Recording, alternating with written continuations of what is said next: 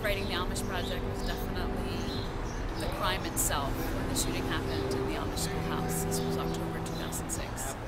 When this shooting incident happened, I happened to be visiting, and so it's one of those things where it's, even though we have had other kinds of these shootings in high schools and so forth, this one somehow struck me as being so much more odd and strange. And I think it captured a lot of people in that same way. It was at the center of our national eye for a good solid week at least. And then while we were all watching this story about this gruesome crime, we then watched that story turn to being about the Amish response towards the crime. The themes of the play, the questioning of God and the questioning of how this kind of thing can be allowed to happen, I think was brought home so much more fully to me by that incident, perhaps because I grew up in Lancaster and because I know about the Amish, and I know that that the whole area is very sort of nonviolent and anti-war.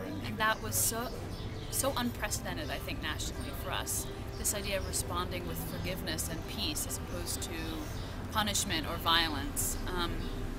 The whole situation fascinated me, and that was sort of what was the beginning of wanting to explore those ideas and my version of those characters that took part in that event. I think Jesse's done an amazing job of taking a real event and riffing on it, and it's kind of filtered through her own heart. So it's kind of based on reality, but then it's through a personal perspective that then we're allowed to take in however we take it in.